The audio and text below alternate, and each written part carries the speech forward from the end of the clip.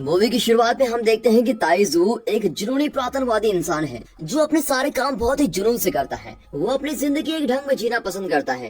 ताइजू सुबह खाने में बिल्कुल 135 कैलोरीज खाता है और सभी चीजों को ठीक उसी जगह पर रखता है जहाँ होनी चाहिए, यानी कि वो डिसिप्लिन का बहुत ही पक्का है। अब ताइजू अपने कपड़ों में जितने भी धागे होते हैं उनको निकाल देता है ताकि उसके कपड़े बिल्कुल टिचमिच यानी कि शानदार लगे। पर वो नहीं जानता कि इसको किस बात का जुनून है, क्योंकि इसी जुनून ने उसको जिंदगी में बहुत आगे तक पहुंचाया है, विशेषकर उसके काम में। ताइजू कोरिया की सबसे बड़ी सुरक्षा कंपनी में काम करता है जिसे निस कहा जाता है और उसमें वो एजेंट भी है। लेकिन एक बात है, ताइजू जानवरों को पसंद नहीं करता, उनसे बहुत ही नफरत करता है। एक दिन लिफ्ट की बात है, वो लिफ्ट में होता है और ताइजू एक आदमी से मिलता है जो अपने कुत्ते के साथ होता है और ताइजू जैसे उसको देखता है बहुत ही अजीब शक्ल बनाने लगता है। ताइजू का सपना सच हो जाता है जब पग कुत्ता जू के मुंह पर पेशाब कर देता है। पग का मालिक ताइजू से माफी मांगता है और उसका मुंह पोंछ देता है और इस बात से वो काफी परेशान हो जाता है। फिर काम पर जब जाता है तो काफी गुस्से में शूटिंग करता है, लेकिन उसका मूड तब सही होता है जब उसके ऑफिस के साथी आते हैं और उसको उसकी उन्नति के लिए मुबारकबाद देते हैं। अब बाद में पता चलता है कि सबको एक बड़े प्रोजेक्ट पर काम करना है और उसकी बातचीत के लिए बैठक बुलाई जाती है। उन्हें चाइना से एक जरूरी इंसान को सुरक्षा देनी है जो कि एक समारोह के लिए लाया जा रहा है। अब ये समारोह कोरिया और चाइना के कूटनीतिक रिश्तों के 25 साल पूरे होने पर रखा गया है। इस समारोह में उस जरूरी इंसान को चाइना से कोरिया के लिए शांति के प्रतीक के तौर पर भेजा जा रहा है और ये दोनों देशों की राजनीतिक संबंधों के लिए बेहद ही जरूरी है। कहते हैं जिस इंसान को चाइना से कोरिया लाया जा रहा है वो कोई इंसान नहीं बल्कि एक पांडा है जिसका नाम मिंग मिंग है। फिर डायरेक्टर सबसे पूछती है कि उसकी सुरक्षा की जिम्मेदारी कौन लेगा, कौन इसका सिक्योरिटी चीफ बनेगा। हालांकि ताइजू को तो जानवरों से काफी नफरत है, लेकिन फिर भी अपनी तरक्की को बचाने के लिए ताइजू ये जिम्मेदारी लेने के लिए तैयार हो जाता है। अब इवेंट वाला दिन आ जाता है और सभी लोग मिंग मिंग को देखने के लिए बड़े उत्तेजित हो रहे होते हैं कि कैसा पांडा आएगा। ताइजू पूरी जगह को देख रहा होता है और उधर की सुरक्षा का बिल्कुल ख्याल रखता है कि कहीं कोई जरा सी भी चूक ना हो जाए। अब पूरी सुरक्षा को देखने के लिए फौज के कुत्तों को भी वहाँ लाया जाता है। फिर ताइजू की मुलाकात जूनियर एजेंट क्रॉनी से होती है जो अभी अभी न्यूजीलैंड से वापस आया है। ताइजू को खुश करने के लिए क्रॉनी उसको अपना पेन दिखाता है जो 100 मील तक सारी बिजली से चलने वाली चीजों को बंद करता है। क्रॉनी के इरादे नेक हैं, लेकिन अपनी किस्मत की वजह से हमेशा पंगे में फंस जाता है। फिर ताइजू क्रॉनी को दूर रहने के लिए कहता है और किसी भी तरह की दखल अंदाजी करने के लिए मना कर देता है। और फिर समारोह शुरू होता है और मिंग मिंग को लोगों के सामने लाया जाता है। सारे लोग बहुत ही खुशी मनाने लगते हैं और मिंग मिंग की फोटोज भी ले रहे होते हैं और वीडियोस बना रहे होते हैं। तभी अचानक एक जगह पर हलचल मच जाती है और लुटेरों की टोली वहाँ पहुँच जाती है, वो भी बॉम्ब के साथ, और वहाँ विस्फोट होता है। अब मंच पर धुआं वाले बॉम्ब फेंके जाते हैं जिससे सारे लोग इधर उधर भागना शुरू करते हैं। मिंग मिंग ये देखकर घबरा जाता है और वहाँ से भाग जाता है और क्रॉनी ये देख लेता है और उसका पीछे गाड़ी भी करता है। अब ताइजू भी उसके पीछे भागता है, लेकिन उसे रुकना पड़ता है क्योंकि लुटेरे मिंग मिंग को बंदूक से मार रहे होते हैं। अब ताइजू उनको रोकने की कोशिश करता है, लेकिन वो लोग धुएं वाले बॉम्ब का इस्तेमाल करके मिंग मिंग को वहाँ से लेके चल जाते हैं। ताइजू उनका पीछा करने ही वाला होता है, लेकिन क्रॉनी उसको गाड़ी से मार देता है। क्रॉनी एक बार और साबित कर देता है कि उसका होना किसी अनहोनी से कम नहीं है। फिर ताइजू हवा में उड़ता है और उसका सर नीचे जमीन पर टकरा जाता है और बेचारे को चोट भी लग जाती है। और वैसे ही एक सुरक्षा कुत्ता आता है और ताइजू को कहता है कि इतने गंभीर समय में वो कैसे सो सकता है और उसके ऊपर से छलांग मारकर वैन का पीछा करता है। जब ताइजू उठता है तो देखता है कि उसके गले में पट्टा लगा है। अब ये बात सामने आती है कि वो समारोह नहीं था बल्कि एक जाल की तरह उसको यूज किया गया था और ये सिर्फ मिंग मिंग को मीडिया से छुपकर अपहरण करने का एक तरीका था। अब दिखाते हैं कि ताइजू लिफ्ट में ऑफिस के लिए जा रहा होता है। उसकी मुलाकात उसी पब कुत्ते से दोबारा होती है और इस बार ताइजू उसको खुद से बात करते हुए सुनता है। वो कहता है कि वो दोबारा ताइजू पर पेशाब करना चाहता है और ये सुनकर ताइजू सोच में पड़ जाता है और सोचता है कि है क्या। अब वो उसके मालिक से विनती करता है कि प्लीज इसको अपने पास पकड़ कर रखो, इसको छोड़ना मत। अब उसके बाद ताइजू सीधे दुकान पर जाता है और कुछ पौष्टिक खाना और दवाई लेने जाता है। दुकान में जानवरों के सेक्शन पर हैमस्टर ताइजू को कहता है कि उससे वो घर लेके जाए और उसको अच्छा डिस्काउंट भी मिलेगा।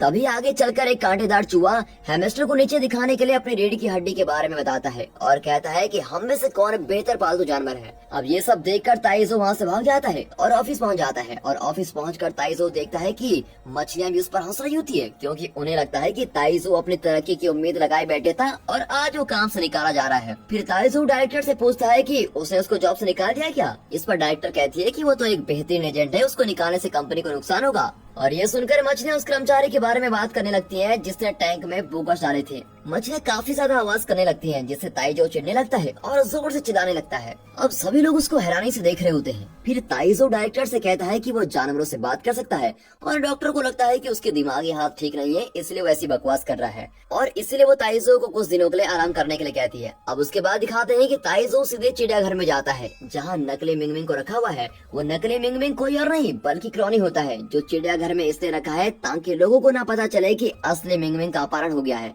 ताइजो और क्रॉनी पिछले कमरे में मिलते हैं और यहाँ गलती से क्रॉनी के कपड़ों को आग लग जाती है और उसको हॉस्पिटल में ले जाया जाता है।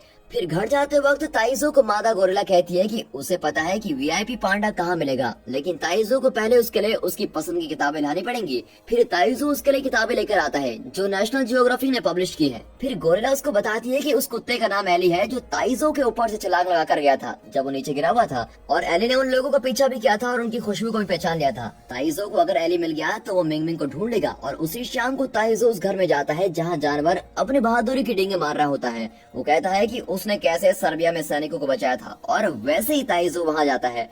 वो ताइजो पर हमला कर देते हैं क्योंकि वो इंसान है, लेकिन ताइजो उनका ध्यान भटकाने के लिए सॉसेज फेंक देता है और अली को लेकर वहाँ से भाग जाता है। और जब वो कार में होते हैं तो ताइजो अली से पांडा के बारे में पूछता है, लेकिन अली मना कर देता है और मौके का फायदा उठाता है और कहता है पहले मुझे बहुत खाना दो। अब वो दोनों फिर ताइजो के घर में पहुँच जाते हैं। अली उसके घर के अंदर जाता है और ताइजो जगह को साफ करता है। अगले दिन जब ताइजो उठता है तो अपने घर को पहचान ही नहीं पाता क्योंकि अली ने उसके घर को पूरी तरह से खराब कर दिया है और इससे ताइजो अली को डांट रहा होता है। और वैसे ही ताइजो की बेटी सियान वहाँ पहुँच जाती है, वो भी अपने दोस्तों के साथ। सियान की माँ की मौत के बाद सियान और ताइजो एक साथ नहीं रहते हैं और उनका रिश्ता पहले जैसे भी नहीं है, क्योंकि आज सियान का बर्थडे है तो ताइजो ने उसको इनवाइट किया है और उसको पार्टी के लिए बुलाया है। अब घर की ऐसी हालत देखकर सियान को लगता है कि उसके पापा फिर से उसका जन्मदिन भूल गए थे। ताइजो उससे माफी मांगता है, लेकिन वैसे सियान अली को देखती है और बहुत ही खुश हो जाती है। उसे लगता है कि ताइजो जानवरों के डर से बाहर आ चुका है और उसने अली को पाल लिया है। सियान को खुश देखकर ताइजो उसको सच नहीं बता पाता। अब वो लोग पार्क में जाते हैं और अली के साथ पूरे दिन खेलते रहते हैं। फिर शाम को वापस जाते वक्त ताइजो सियान को गले लगाने की कोशिश करता है, लेकिन सियान उसको रोक देती है और तभी पास में आग को देखकर अली को सर्बिया की याद आ जाती है और वो परेशान हो जाता है।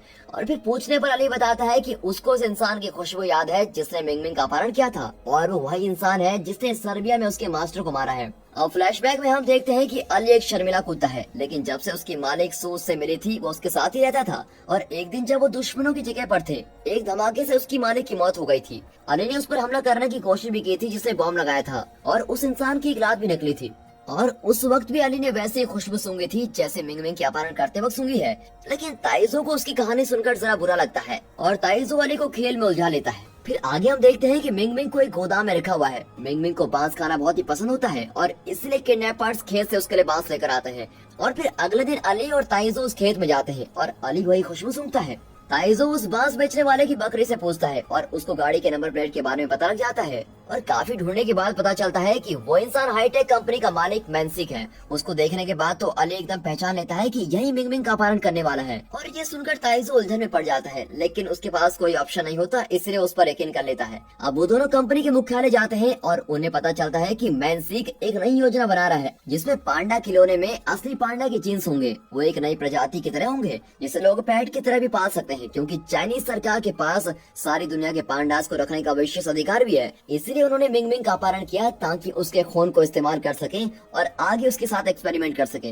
ताइजो मैंसिक पर हमला कर देता है और उसके बॉडीगार्ड्स को गिरा देता है। ताइजो मैंसिक का अपहरण करके एनआईएस के मुख्यालय में लेके आता है, लेकिन गलती से अली को पीछे छोड़ देता है और एनआईएस के डायरेक्टर ताइजो से पूछती है कि उसके पास क्या सबूत है कि उसने मिंगमिंग को अपहरण किया है। अब ताइजो के पास तो इसका जवाब नहीं होता और ये बात सामने आती है कि जब अपहरण हुआ था तो मैंसिक न्यूयॉर्क में था, इसलिए गलत आरोप लगाने की वजह से बेचारे ताइजो को नौकरी से निकाल दिया जाता है। और आगे हम देखते हैं कि मैंसिक इसके बाद सीधे अपने लोगों के पास जाता है जिसने मिंगमिंग का अपहरण किया था। अब अली परेशान हो जाता है जब डिमित्री को मैंसिक का मास्क पहने देखता है। डिमित्री मैंसिक को धमाका करने वाले कैप्सूल दिखाता है जो इंसानों को खिलाओ या जानवरों को, वो थोड़ी देर में फट जाएगा। अली जो अभी तक मैंसिक का पीछा कर रहा था वो ये सब सुन लेता है और उससे सब कुछ पता लग जाता है। अब उसके बाद अली मिंगमिंग से मिलता है और उसको वादा करता है कि वो उसको यहाँ से निकालेगा। उसके बाद अली भागकर ताइजू के घर में जाता है और उसके घर की घंटी बजाता है, लेकिन ताइजू दरवाजा नहीं खोलता। वो अब अली पर भरोसा नहीं करता क्योंकि अली की वजह से उसकी नौकरी चली गई है। फिर फौज के लोग अली को लेकर चले जाते हैं और जब सियान अली से मिलने वापस आती है तो उसको बहुत ही बुरा लगता है कि उसके पापा ने उसको छोड़ दिया है। और ये देखकर ताइजो अली को बचाने के लिए फौजियों के कैंप पे चला जाता है।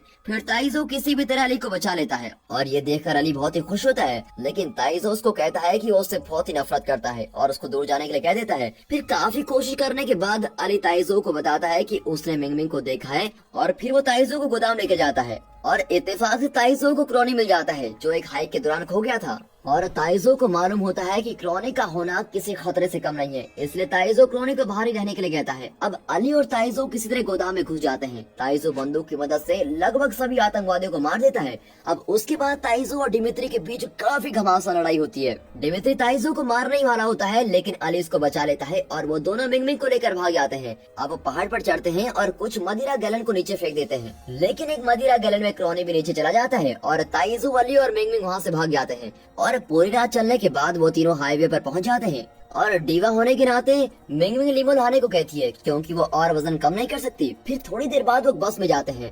ताइजो ऐसा दिखावा करता है कि मिंगमिंग पांडा के नकली कपड़ों में एक इंसान है। अब घर पहुंचने के बाद ताइजो अपनी बेटी को बुलाता है और मिंगमिंग से मिलाता है और फिर वो दोनों एक साथ खेलते हैं। गोडाउन में हम देखते हैं कि मैंसिक मिंगमिंग के चले जाने के बाद काफी गुस्से में होता है और वो डिमित्री से लड़ने लग जाता है और फिर आतंकवादी मैंसिक को कैप्सूल खिला देते हैं और रूम में बंद कर देते हैं। और ये बात सामने आती है कि डिमित्री का असली प्लान पांडा को धमाका करने वाला कैप्सूल खिलाकर वापस चिड़ियाघर में भेज देने का है। और जब मिंगमिंग को समारोह में बुलाया जाएगा तो बाकी लोगों के साथ कोरिया और चाइना के नेता लोग भी धमाके में मर जाएंगे। और जब सारे आतंकवादी बाहर आते हैं तो गोडाउन में धमाका हो जाता है, जिससे ये पता चलता है कि मैंसिक ने जो कैप्सूल खाया था वो काम कर रहा है। फिर ताइजो डायरेक्टर को घर पर बुलाता है और मिंगमिंग से मिलवाता है। ताइजो के घर पर बाकी सभी जानवर भी होते हैं जिनसे वो बात करता है। ताइजो मिंगमिंग के लिए लीमो मंगवाता है और उसको उस जगह पर भेज देता है जहाँ नेता लोग मिलने वाले होते हैं। मिंगमिंग को छोड़ते वक्त अली को बहुत ही अजीब सी खुशबू आती है और वो उसका पीछा करता है और डिमित्री के लोग उसका अपहरण कर लेते हैं। ताइजो अली को अपहरण होते हुए देख लेता है, लेकिन उसको बचा नहीं पाता